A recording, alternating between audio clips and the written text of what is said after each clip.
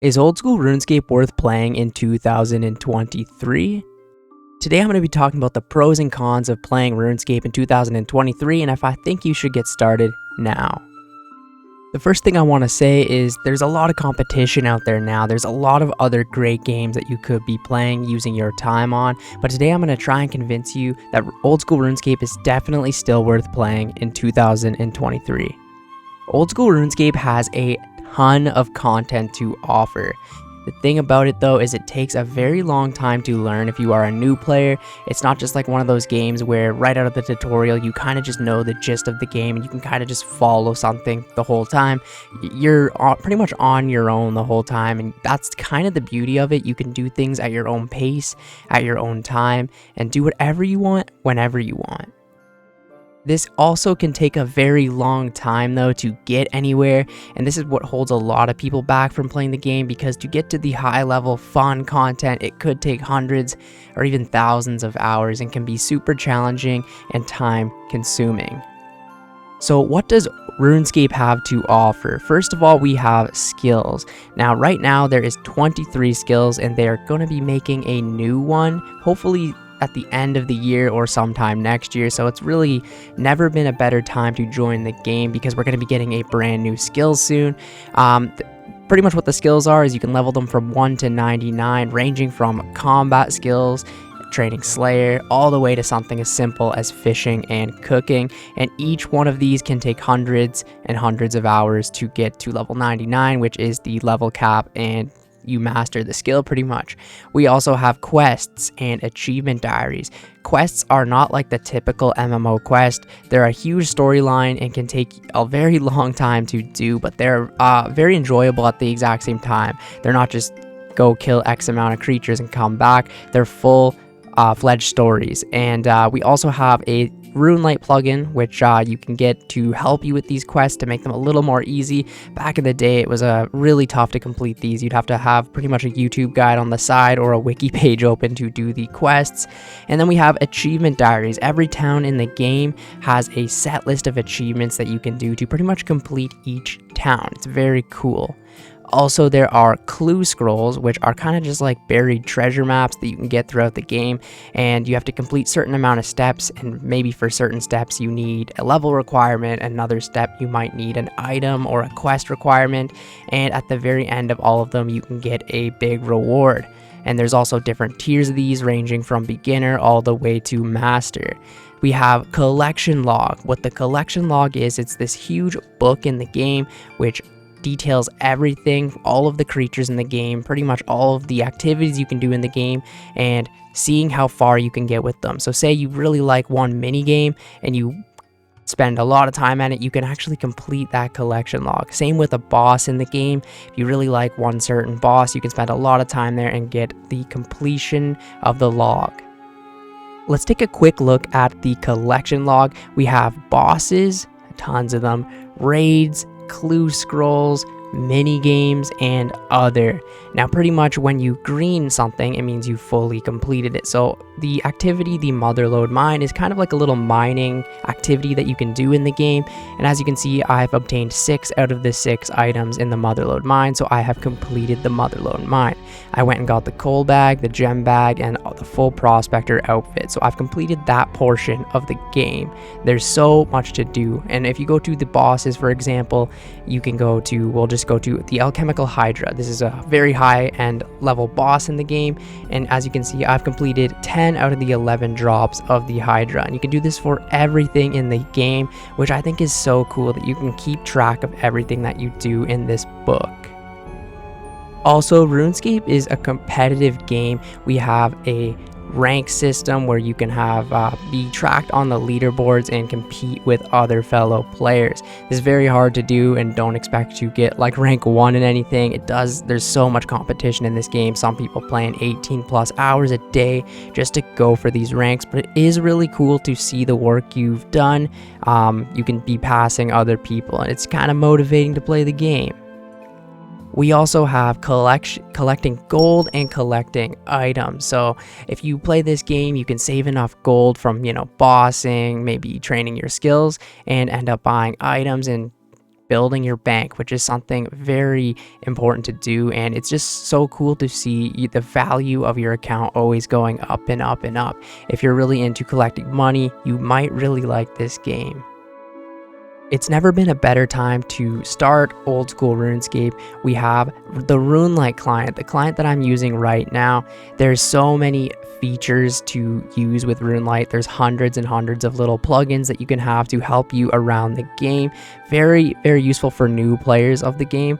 I have a whole detailed video on my top 20 favorite Runelight plugins you guys can feel free to check out. I'll leave a link down in the description below, and there's also tons of other guides on the internet to show you what Runelight is and get you all set up.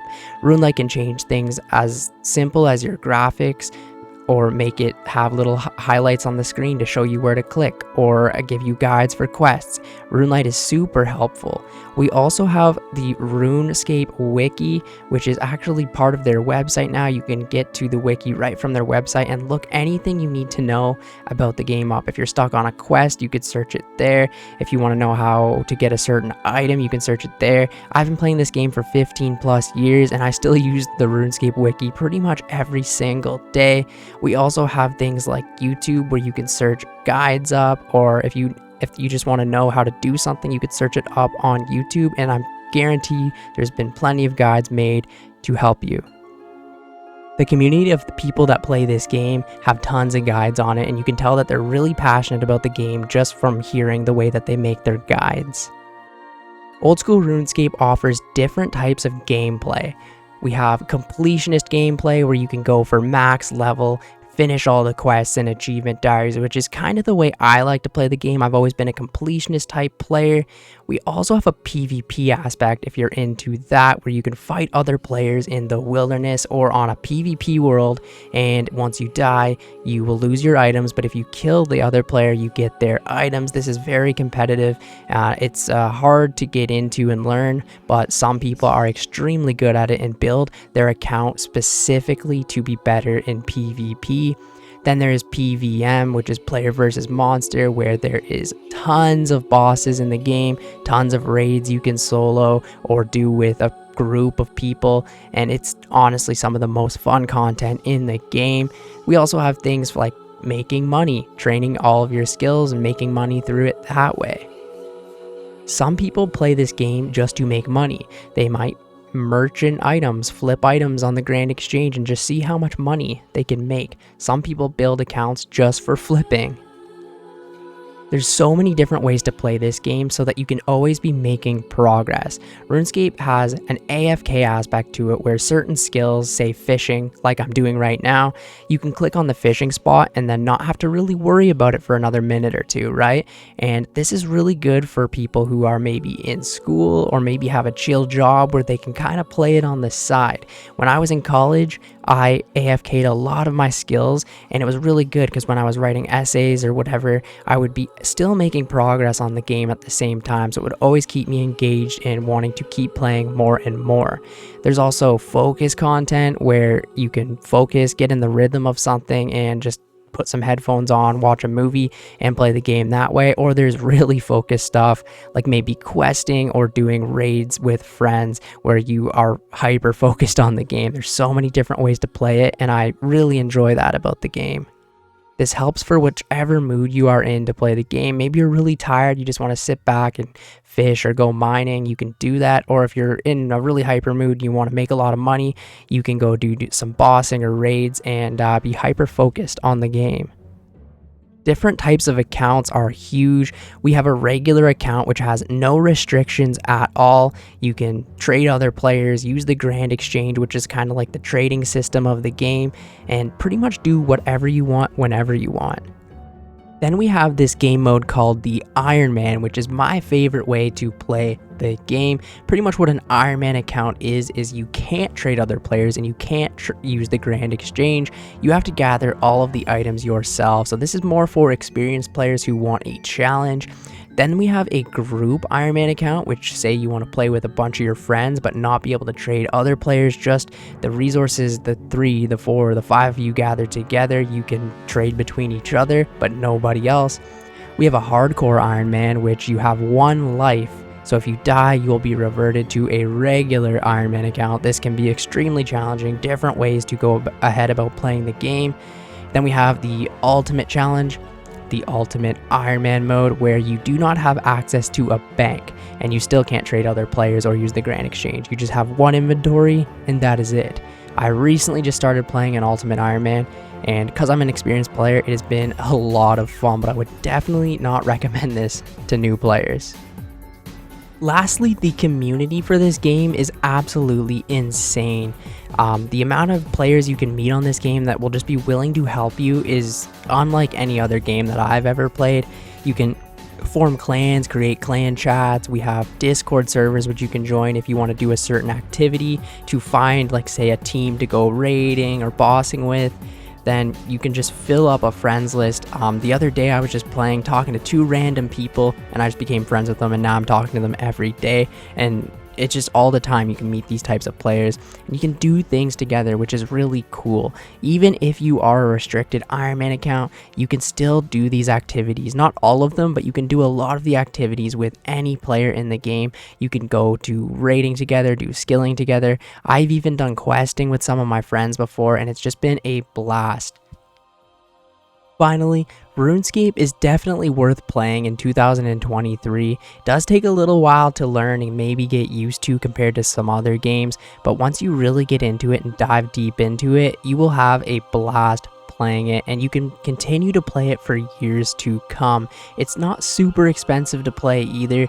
Depending where you are, it's about $10 to $15 per month to play, and the best part about it is you can actually pay with in-game GP. There are these things called bonds. Once you get a high enough account, you can actually make enough money to pretty much always supply your membership through in-game money, something I've never personally done because I'm more of an Ironman account, and I like to just keep all of the GP that I earn, but I know tons of people that can pay for the game with the bonds themselves.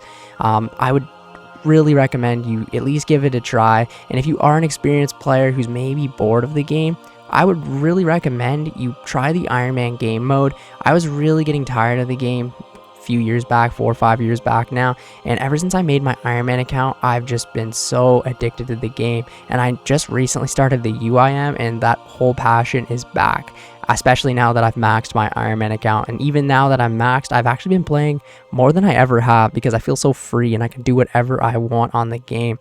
It's so much fun. The possibilities are endless with this game, and weekly updates forever. There's always a weekly update. There's always a huge update to look forward to. The game is growing and the community is strong. I would highly recommend you try this game out in 2023. Anyways, thank you guys so much for watching the video today. If you went ahead and watched the whole video, go ahead and comment fishing down in the comments below. Thank you guys, and I will catch you in the next one. See ya later.